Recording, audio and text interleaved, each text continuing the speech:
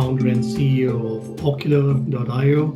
We have got a podcast where we talk all things digital, retail, startups, venture funding, etc. And today we have Sam Wood with us. Sam is the co-founder and CEO of Azura Fashion Group and Azura Runway, and he'll give us a quick overview of what he's been up to, what are some of the challenges he's been facing in the luxury goods market, and I'm looking forward to having that conversation. Before I get you to say a few things, Sam, maybe just a quick introduction on your side. I know you've been involved with sales and marketing all your life so far till you ended up, along with Tim getting started on the Azura journey. But it'd be good to just get your brief introduction on things that you've been up to leading up to this. Yeah, definitely. So as you said, my background is purely been in sales and marketing. I came out of the retail space with a company called Living Social. Living Social, we did campaigns around moving products as well as looking at doing restaurant deals and other deals similar to like your Groupon, but more so focused around the products. So that's really kind of where the hunger kind of came from, of seeing how all these products can move through a bigger digital landscape rather than just the bricks and mortar space. After that, I moved into a marketing company called IPMG, which was the largest marketing firm in the Southern Hemisphere. And then I got to see it on the other side, as the client side, the marketing, the digital aspects. So after that, I kind of put two and two together and started Azura Consulting back then, which is now Azura Fashion Group. And we acquired we went out and acquired businesses that had excess stock in luxury fashion, such as Dolce & Gabbana, Chanel, where they would buy it in bulk lots and then sell it in wholesale lots. But they'll always be left over with excess stock, or they would have stock left over from previous sales. So they never had any way of kind of moving that or shifting that. So that's where the idea of Azura came from, was connecting to all these wholesalers and distributors and then connecting them through to a digital landscape such as a marketplace, which is like a Catch of the Day or an eBay or an Amazon. So we first connected to eBay as our first connection, and then kind of the journey grew from there. Right, and that's been such an interesting business model, isn't it? Because you are really helping consumers get access to high-end luxury goods at a price which are more affordable, because you're able to get the excess inventory from areas where previously there was friction to get that. So you're removing that friction and making those more accessible.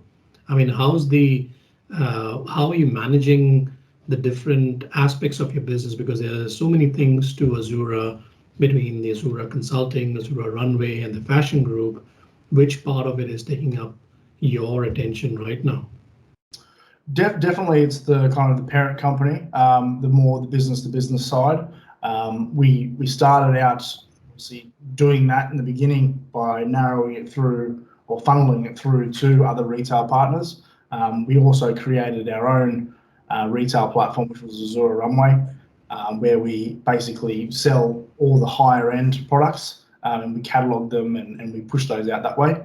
But definitely, obviously, there are over 1,000 marketplaces or retail partners in the world that are looking to sell fashion of some sort. So by having feeds from us or a distribution channel from us out to those channels, it's kind of the opportunities are limitless there. Yeah, and I think if anything, that this whole COVID time period has shown that how much connectivity can improve in a very short period. But with that comes, unique challenges, lots of challenges. So what are, in your journey so far, what are some of the big things that you're seeing, the big issues or big challenges that you guys are facing yourself that are keeping you up at night, and how you are maybe going ahead and fixing that? Maybe two parts. One is the challenge part, and then maybe we'll come to how best to resolve it. Yeah, I think any business, I guess, startup business that's growing at a rapid rate, you always have the teething issues. But for us, the biggest learnings or the biggest challenges for us is operating in different markets. We've pushed into Europe at the beginning of this year, as well as the US. So it's navigating around the different laws and changes over there. In Europe, they just changed the law on the 1st of July, which shut out basically all retailers from Australia or the US from selling into the EU because of tax reasons. So we've had to open up a company there and warehouses over in Europe. And we did that in under a week, basically, so we didn't have any downtime with our retail partners. So it's definitely the learnings around international tax is huge, currencies. But I think the main thing that we learned early on is not trying to do everything ourselves, and getting into partnerships with partners basically that are specialists in their field. I guess that's where Ocular came into it. Yeah, no, thanks. I think you're right. It is you know, when you're starting up the business, all these challenges you would not have thought about. You know, it is about how do we get stock, how do we get customers, and then as you're going and growing, and you guys are growing at a rapid pace, on how do you actually continue that and ensure that you can focus on your core, but anything else can be outsourced to other companies, other partners, which are not core to your business. And now, you know, who are some of the companies that, you know, whether globally or Australia, that you would have seen that, hey, these guys have figured it out. You know, these guys know what they're doing, and we would be, you know, other retailers can learn from it. I know there are lots of examples. I think any particular one that comes to mind to you? Yeah, I think there's a few, and I think Farfetch has always been one of those ones that we've always kept on our radar, and that was kind of one of the businesses that we looked at for inspiration, is how they did it, because they revolutionised the model from the traditional buying wholesale and buying and selling. They kind of used the whole marketplace model, but also instead of going to the bigger brands, they went to the boutiques.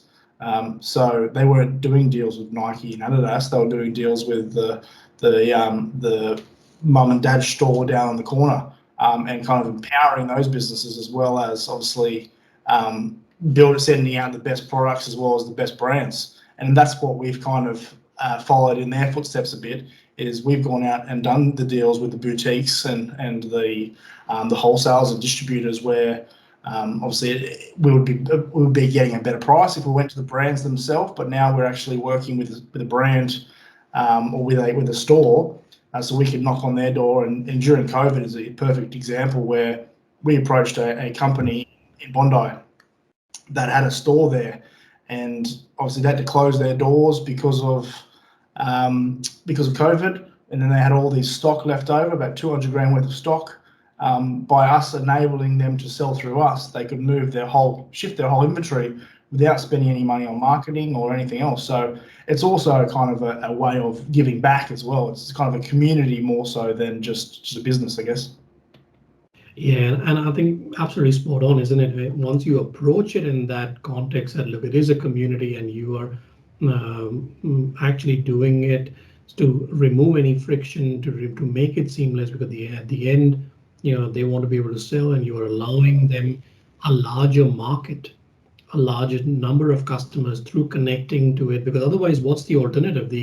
Otherwise, this example that you gave, the company in Bondi would literally have to go and connect to all these marketplaces globally, and perhaps individually go through those problems that you mentioned about tax and, you know, tariff changes, etc. Because so now you can actually take that headache away from them. Exactly. Like, I think the biggest thing of this business is we've been growing now for 4 years, or nearly 5, and the barriers to entry have been enormous. Like the taxes, the fluctuations in exchange rates, and the different wholesale requirements, and the cash flow has probably been the biggest king. But there are so many different barriers to entry, and I guess with us, we've kind of simplified a lot of it and made it easy for businesses like the Bondi store to kind of push into us as a sales channel and all of a sudden have customers all around the world buying their products. Mhm. And also talking about how you're partnering with different sort of companies, etc. But and some of the things can be outsourced, etc. But tech and digital is such a key part to your business because really you're a tech company. There is a big tech part to it. But just personally for you, who's coming from a non-tech background, how do you keep up with some of these things to make sure that that you can sort of move with the recent changes, with the new technologies coming in? How do you sort of keep up with ensuring that you are staying ahead of the game and applying what you can? Yeah, definitely, and I think that's a big part of it. We learned early on is we're not an expert in everything, so it's partnering with these experts in these fields, and especially around data and about technology. Is this ever-changing landscape is always changing, basically. So a lot of our wholesalers we work with, it's the same with them. They are either fashion people or they are just basically buyers and sellers and traders. So they don't have all the descriptions and they don't have all the attributes of all these products, where partnering with a company like Ocular creates that for us and then allows us to, because each marketplace we sell to has a different requirement of what listing they require to go onto their platform. So with someone like Ocular or even Payoneer to do payments overseas, it's having these deal partners that are on board with us enables us to grow, but also enables us to add an extra tick to our offering to the services as well. Yeah, I thought you were going to say anything tech, you just pass it on to Tim, saying that's it. That happens too. So talking about, we've been in this COVID period for almost 2 years, 18 months. What have some of the trends that you have seen that you think some of these are going to be, going into the longer term, and some of these are just short term, that they're going to, it's COVID and we're going to get through it. Just what are some of the learnings coming out from here or challenges that you see will stay with us for a longer period? I definitely think e-commerce is here to stay. A lot of people before COVID had reservations about using their credit card online and different things around that. You can see Australia posts the industry trends every couple of months. You can see how that's just growing at an alarming rate. And obviously Australia is growing, but so is the rest of the world. Like our US market's growing well. Our Europe market's huge. China is massive.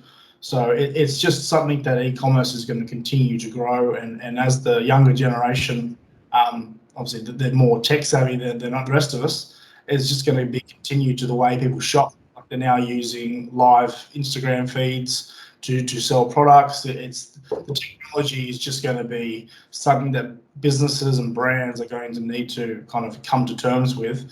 And I think that's where the whole marketplace model kind of has a real foothold, is because they can actually concentrate on the customer experience rather than bringing on suppliers and bringing on products and the brands and everything else, because their business is the customer experience, control of the customer. True, and I think, as you said, the customer experience, because there's certain behaviors which the customer has now changed, and they're not going to go back to, once this period is over, they're not going back to their old ways. So almost they have, their behaviors have changed already, but it is the retailer or the marketplace who now has to keep up to make sure they can deliver that kind of experience or service online, which they could only do offline previously. So being able to step up that game and making changes, things which were sort of nice to have maybe previously have now become essential and even absolutely must have. But also talking about customers, a lot of the younger folks are joining into the, obviously they were always buying online, but they're getting more. Are you seeing a trend on how the luxury good market is reacting to this market dynamic? Because of course things are expensive, right? That's not sometimes the critical market they can go after. But how are they managing that to maybe get newer customers, but at the same time, are they changing their range of products so it's more affordable? more like we are working from home, so types of active wear, leisure wear, seeing more so? Yeah, I guess it's all of the above, but I think the biggest trend that we're seeing that is completely different is the younger generation is becoming um, more conscious, social conscious. So they're looking for where they shop to be socially aware. So they're more looking for more things that are giving back to charities, more things that are doing such as pre-loved. So instead of buying a brand new handbag, they're looking for secondhand goods. So that's becoming a bigger and bigger market, and that's actually our top growing industries or growing markets in our suite of services that we're selling at the moment is secondhand handbags, because the market's just asking for it, and they're becoming more socially aware. They're wanting to spend the money on something secondhand that has a history or a story, but also is better for the environment as well. Yeah, you're right. I mean, that's such a big part, isn't it, for these sort of things which were on the margins maybe 5, 6 years ago have become absolutely mainstream now, where everyone is conscious. They want to know what the brands are doing to give back, be socially responsible. I mean, climate change, things like that, which are becoming so much more prevalent in the current market for the consumer. And and how are you guys taking or leveraging that trend into your business? Yeah, with us, we've now have one of the largest pre-loved catalogs in Australia because we've just gone out. We've noticed the share of the market, and we've gone out now and acquired. We've spoken to the brands directly and said we'll buy their secondhand clothes and secondhand bags, and we push those out. We have authenticity certificates with all of it. So that's probably been the biggest change. But really understanding that, as well as understanding the customer of where that sits. Obviously, it's a different offering. It's a different experience. So I guess that when someone's buying a pre-loved bag, they're looking for a completely different experience than someone's buying a pair of shoes from Nine West or from wherever. It's an experience that they want to achieve. So it comes packaged differently. There's a little bit of a story in there with it as well. So it's just a completely different offering and service. Fantastic, isn't it? You're talking about listening to your customers. So what you're saying is, you as you guys are growing, you've heard the customer, you've identified what they want, you identified the need for it, and then gone and addressed it, and created one of the largest catalogs for pre-loved or pre-used products. And you're right, there's an expectation from them which has changed as well, that we are happy to use the pre-loved used one, which will be different to what we might do if we buy the new one. And so also talking about the mindset of the customer, and which has obviously evolved over these last 18 months, where if you had a crystal ball going into maybe the next 2, 3 years, what are some of the other trends that you're seeing that'll continue? I know you mentioned a number of things already about being socially responsible, new categories evolving. What else do you see that's coming through? I think it's more around the experience as well. I think this next generation that's going to come through is going to be less price conscious and more around the experience. For instance, when you go into a Gucci store, you have experience there rather than shopping online. So it's going to be how businesses online can replicate that same experience online, basically. So when we have got loyal customers, I think the customers from the younger generation are going to be a lot more loyal to their brands, but they're also going to expect their brands to have the same ideologies and beliefs as they do around their business. So if someone obviously is a vegan, they'll want the brand to be a vegan kind of brand. So it's more so around the shared learnings and shared community. So shopping isn't just transactional anymore. It's becoming more and more emotional. Yeah, and I think that's an interesting point, isn't it? Like they're not shopping just for price, but as a retailer, if you are, because you can never compete on price purely as a retailer anymore, especially in this sort of market. So you're building a brand, you're building an experience around it. But how do they build a brand and experience when they are actually, how do you build your own brand and experience when you're using marketplaces to sell through? So how do you have your own identity but still be able to sell on number of marketplaces and still be able to get your own sort of brand out to the customers who really want it?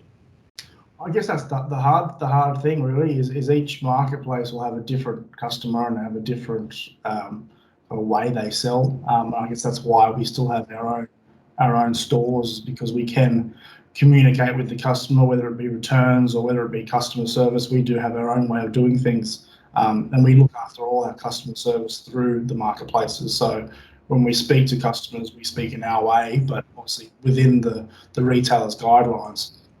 It is definitely a lot harder by doing it that, because then you can't even look at their own packaging. But there is still a way of where that customer comes to return, and it's just giving the customer the same services you would through your own store. Yes, it is the marketplace's customer, but at the end of the day, usually with the marketplaces and partners we sell from, they usually know they're buying from Azure Runway.